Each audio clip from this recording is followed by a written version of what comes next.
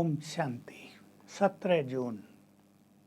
पहली ही बात बहुत सुंदर है। तुम याद में रहते हो, चाहे तुम कितने भी दूर हो, माना बाप के समीप रहते हो, सम्मुख रहते हो। याद से तुम्हारे विक्रम भी विनाश होते हैं। तो चाहे तुम विलायत में रहते हो, फॉरेन कंट्रीज में रहते हो, अगर तुम बाप को याद करते हो तो उसके साथ रहते हो। बाबा साथ का अनुभव कराएगा, तो याद भी होगी, विक्रम विनाश भी होंगे और साथ में साथ का अनुभव भी होगा। कितनी सुंदर बात है। भगवान के साथ का तो उसमें आनंद बहुत होगा, उसमें सुख बहुत होगा, शांति बहुत होगी। तो विक्रम भी विनाश होंगे और ये भी बहुत कुछ होगा। इसलिए बाबा आज बार बार कह रहे हैं, बाबा ने तुम्हें ये वशीकरण मंत्र दिया है, इससे तुम माया पर जीत पाते हो। माया भी बहुत प्रबल है, लेकिन याद के बल से तुम इस पर जीत प्राप्त करके जगत जीत बनते हो, तुम्हें राजाई मिल जाती है। तुम कभी विक्रमाजीत थे, संवत भी विक्रमाजीत था जब तुम देवी देवता थे। फिर विक्रम संवत चालू हुआ था। ये अंग्रेजों का कैलेंडर थोड़ा बाद में शुरू हुआ।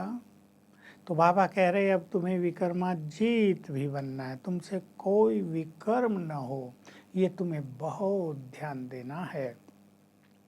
याद की यात्रा को बढ़ाते चलना है। भले इसमें बहुत मेहनत है, लेकिन तुम्हें राजाई मिलती है। बाबा ने बहुत अच्छी बात कही।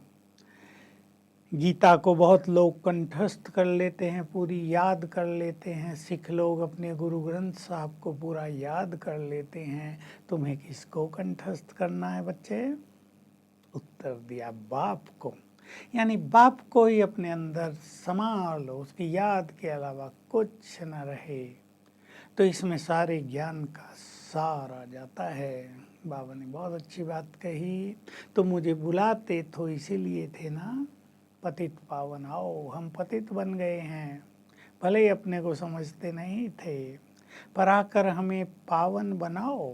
तुम ये नहीं कहते थे आकर हमें बादशाही दो, इसलिए मुझे आना पड़ता है। मैं ज्ञान का सागर हूँ और तुम्हें राजाई भी देता हूँ। तुम्हें सृष्टि के आदि मध्य अंत का ज्ञान मैं दे देता हूँ। तो इस ज्ञान की आज कुछ सुंदर बातें बाबा ने कही है। पूछा प्रश्न, बच्चे जब तुम देवता थे, क्या तुम्हें पता था कि हम आदि सनातन देवी देवता धर्म के हैं? बोलो, आप सब भी सोच लें जरा, पता था क्या? नहीं, क्योंकि और कोई धर्म नहीं था, कोई कंपैरिजन नहीं था। धर्म का वहाँ नाम ही नहीं था एक्चुअली, क्योंकि धर्म का स्वरूप थे सभी, तो धर्मों की चर्चा नहीं होती थी। ये बहुत ही अच्छी बात बाबा कह रहे हैं। अब तुम जानते हो हम देवी देवता धर्म के हैं।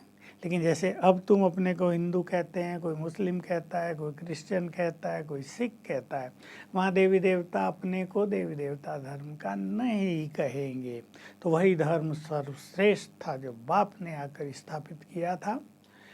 तब तुम पवित्र देवी देवता थे, विक्रमाजीत थे।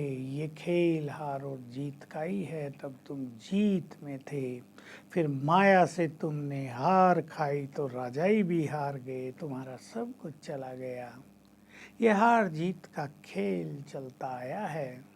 तो बाबा बहुत अच्छी अच्छी प्यार भरी शिक्षा हमें दे रहे हैं, प्यार भी दे रहे हैं। तुम मेरे नूरे रतन हो, मैंने तुम्हें अपना बना लिया है, तो तुम मेरे हो गए ना, तो मेरे वर्षे के मालिक हो गए। बहुत प्यार दे रहे हैं बाबा, और कहते हैं मैंने तुम्हें सारा ज्ञान दिया है। मैं दूर देश से आया हूँ, तुम्हें दूरंदेशी बना देता हूँ, दूर देश तक का ज्ञान दे देता हूँ। देखो, सतयुग भी बहुत दूर और परमधाम भी बहुत दूर। तुम कैसे घर में रहते थे? सतयुग में तुम देवता वर्ण में थे, फिर तुम्हारा देवता वर्ण पूर्ण हो गया, तुम क्षत्रिय वर्ण में आ गए। कैसे तुम नीचे उतरे धीरे धीरे, ये मैं तुम्हें समझाता हूँ। फिर त्रेता पूरा हो गया, तुम वैश्य वर्ण में आ गए। फिर द्वापुर में वो भी पूरा हो गया, तुम शूद्र वर्ण में आ गए। तुम्हारे अंदर मनोविकार आ गए, दुख हो गया, तुम पतित बन गए। अब मैं आया हूँ तुम्हें घर वापस ले जाने। मैं पुनः आदि सनातन देवी देवता धर्म की स्थापना कर रहा हूँ। शास्त्रों में उन्होंने प्रलय दिखा दी है कि सब कुछ समाप्त हो गया, लेकिन ऐसी महाप्रलय नहीं होती। भारत रह जाता है, बाकी सारी सृष्टि जलमग्न हो जाती है। बाबा ने कहा तुम देवता थोड़े ही होते हो, इतनी बड़ी सृष्टि रख के क्या करोगे। देखो भारत भी आज कितना बड़ा है, कितने गांव हैं। तब जंगल बहुत होते थे, सुंदर जंगल होते थे, देवता थोड़ी जगह में बसते थे। तो बाबा कह रहे हैं हम सभी को, बार बार याद दिला रहे तुम पांडव हो। देखो पांडवों को दिखाते हैं कि स्वर्ग जाने के लिए देह को गला दिया, तुम भी अब इस देहभान को गला रहे हो, इसको समाप्त कर रहे हो, देही अभिमानी बन रहे हो। इससे ही तुम विकारों पर जीत प्राप्त करते हो। ये विकार विष के समान हैं, ये तुम्हें आदि मध्य अंत बहुत दुख देते आते हैं। इसलिए इन विकारों को छोड़ते चलो। तो बार बार इसके लिए अशरीरी होने का अभ्यास करते रहो। वरदान में एक बहुत ही प्रैक्टिकल बात है कि जो होपलेस केस हो उसमें भी होप भरने वाले तुम संतुष्ट मणि बनो। तो ऐसे केस तो बहुत आत्माओं के होते हैं जो होपलेस होते हैं, जो माया को जीत ही नहीं सकते हैं। तो स्वयं भी संतुष्ट रहो, दूसरों को भी संतुष्ट करो और सबको उमंग उत्साह दिलाकर उन्हें आगे बढ़ाओ, उनका परोपकार करो। और स्लोगन है, परीक्षाओं के समय प्रतिज्ञा याद आए। बहुत सूक्ष्म बात है।